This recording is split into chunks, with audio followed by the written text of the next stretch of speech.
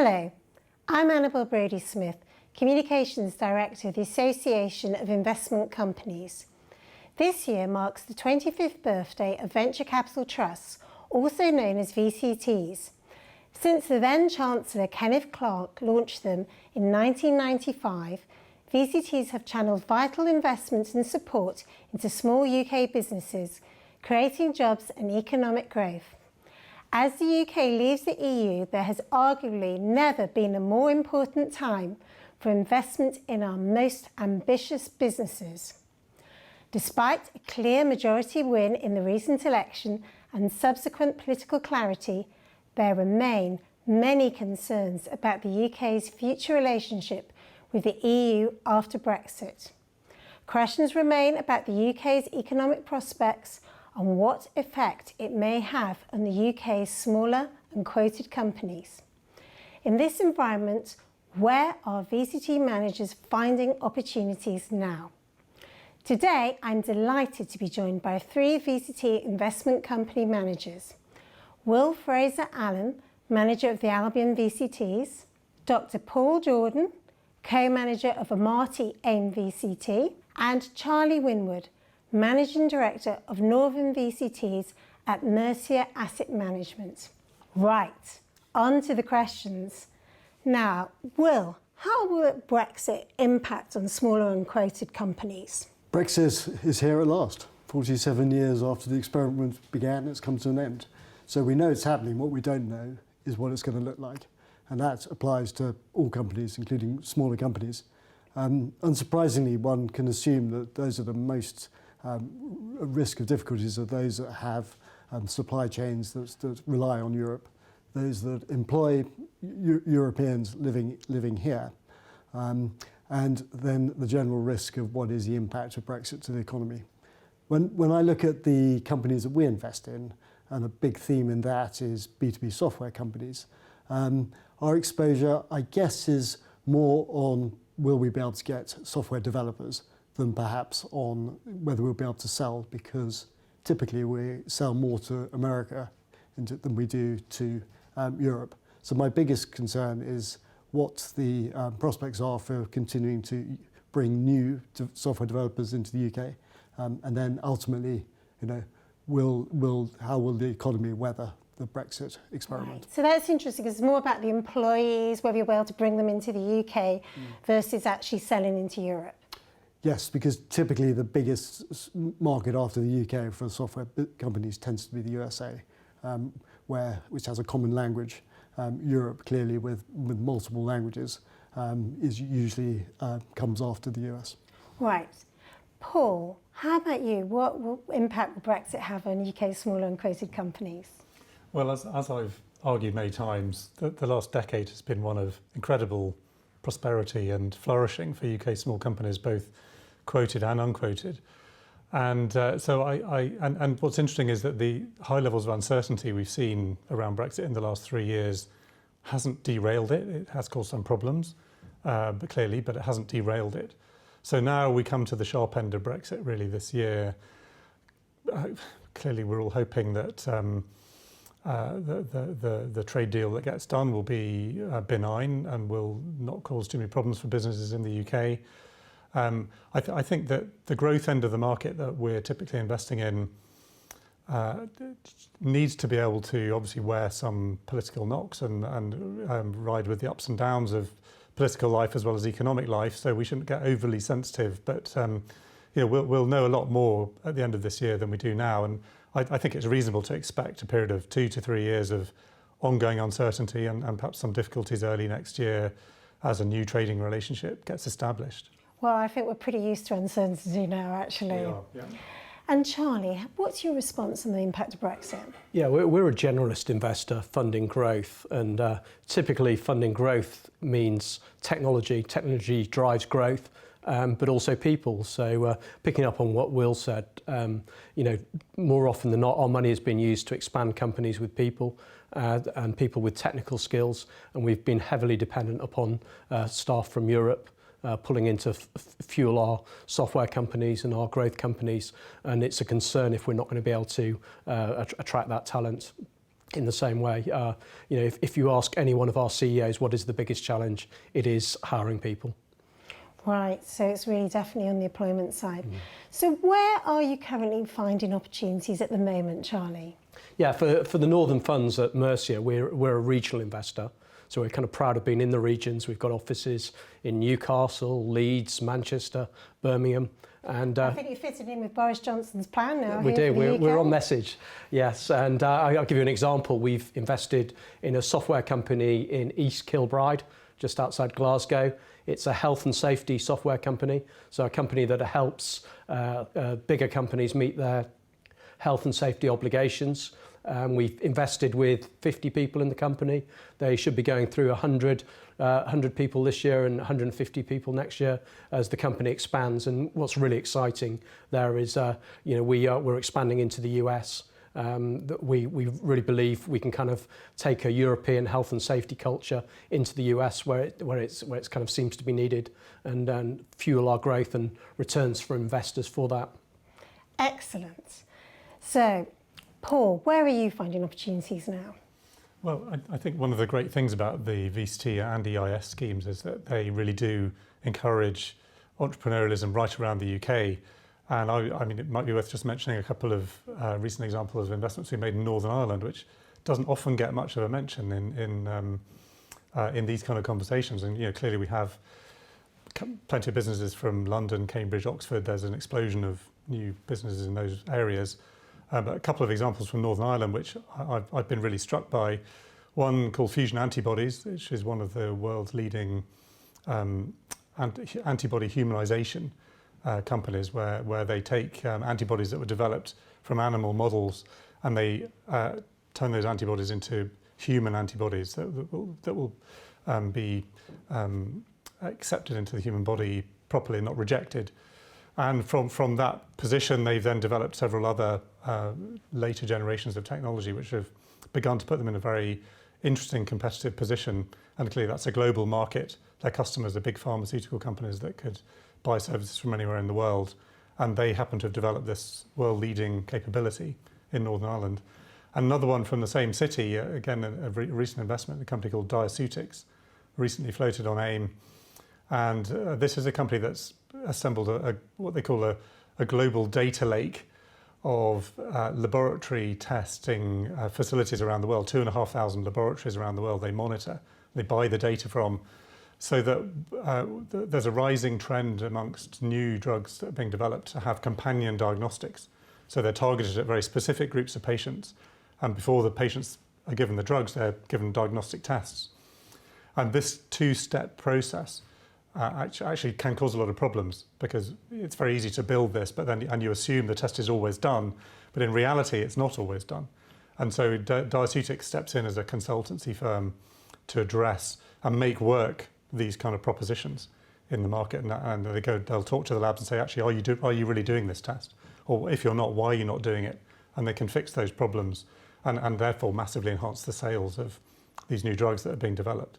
It's become also a very successful business, and both these things are very pleasing to see. We don't choose where we get the investments from. We love opportunities from any part of the UK. Yes, well, I have to say, I think we are on message with Boris Johnson scaling up here in the UK, Northern Ireland, Scotland. I think VCTs are definitely doing the job here for him in terms of bringing money to the regions. And Will, where are you finding opportunities? So we are particularly interested at the moment in healthcare, but sort of software more broadly. So that might be in the world of healthcare. So we call it digital health. That's really making healthcare more efficient. But more broadly, B2B software, and the sorts of themes that we see as important are digital security, data analytics, but also automation. And I think that's where software can make a real difference. It can change the whole way the world operates, the whole way we do things. So a good example would be a business called Speechmatics that we've just invested in. This is a business that absolutely leads the world in speech recognition and transcription. So effectively, it turns speech into text. So when we invested, that had done some 29 languages, and it can effectively learn a language in a matter of weeks. And they've and we've invested so that they can increase the number of languages, so they can improve the efficiency of recognition, making it highly accurate. And then that can be used in a whole range of applications, whether that's in a call center to provide the ability to search what was previously speech.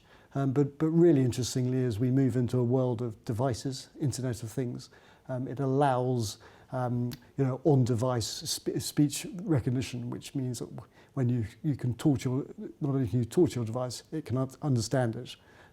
Massive growth area. So Paul, what are the economic, environmental and social benefits of VCT investments? That's a very broad question, of course. It is, but ESG at the moment is a major concern. Yes. And ESG, while it's as yet still to be defined, and it's a massive area of conversation amongst investors and fund managers, it's one that I think everyone is engaging with, and certainly all of us here, I'm sure, are deeply engaged with it.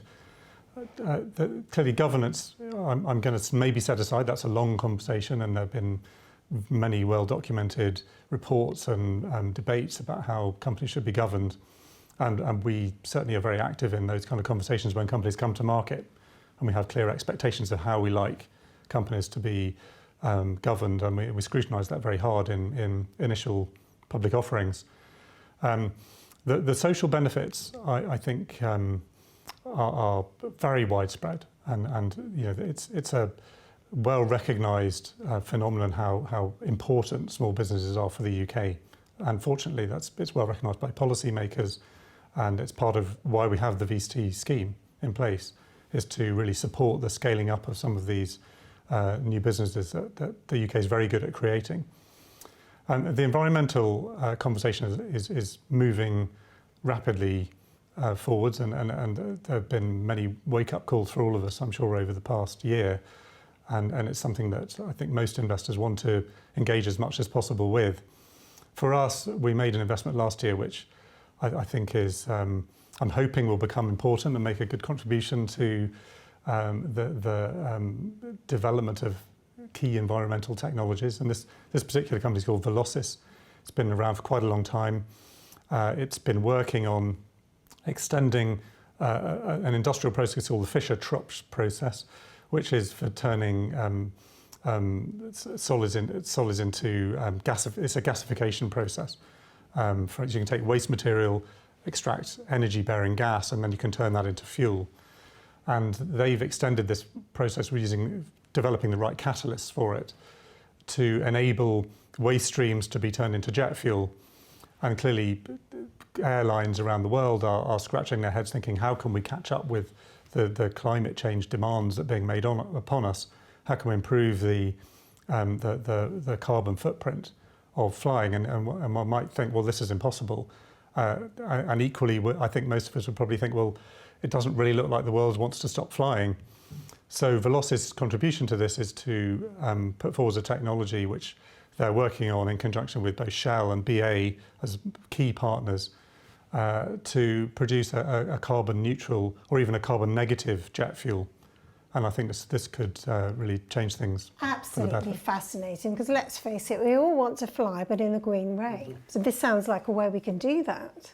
Very interesting indeed. Yeah. Well, on to the economic, environmental and social investment benefits of VCT investing from you. So we've long believed that companies with a positive social impact gives rise to valuable, sustainable, long-term businesses. And it's very much a lens we have, looked at our potential investments through. And it's great that this is becoming a more broader way of looking at the world, particularly amongst investment managers. So we've done it really in a variety of ways. And I suppose the most relevant to VCTs now as they are and the investment strategies they pursue is, I guess, something like healthcare. We've always enjoyed investing in healthcare, and we've believed it's a great investment area for all the obvious demographic reasons, but also because it actually improves the world that we live in.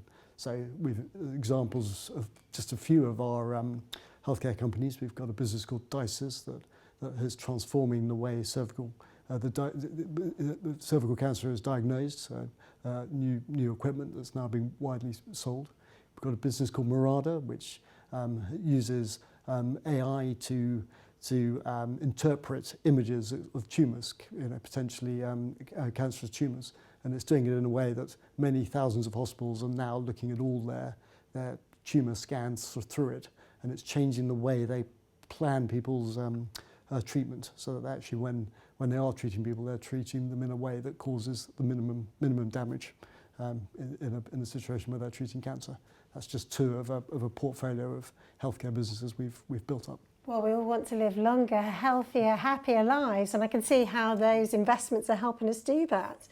Charlie, same question to you.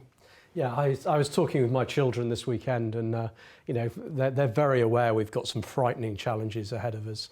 The kind of productivity, economic side, keeping UK at the forefront of the GDP race. The environmental challenges, but also the kind of we're all living longer, more of us on the planet. We need to be so much better at how we handle all that. And we back entrepreneurs, and we back entrepreneurs to do innovation.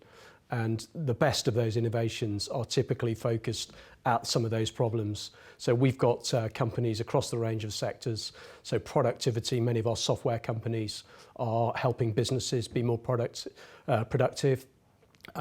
Healthcare, we have a company called Medivate that is innovating surgical practices alongside the NHS. In environmental, we have a company that is Avid Technologies that is helping companies move towards electrified vehicles. So there's just three of the examples, but more often than not, our smaller companies are playing a key role. Excellent. Well, I can really see a lot of benefits there. So, Paul, a question for you here. What is your outlook for the VCT sector now? I don't regard myself as very able to predict the future, and as is well known, all predictions are dangerous, especially regarding the future. But I'm optimistic about the companies in our portfolio. I'm optimistic for the continued growth of this entrepreneurial culture we've been discussing in the UK.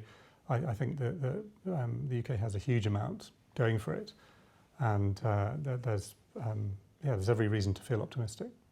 Excellent. Charlie, what's your outlook for the VCT sector? Yeah, as Paul has said, the foundations for entrepreneurial activity are very much here in the UK, and we hope to be the leaders in making money for our investors out of that sector.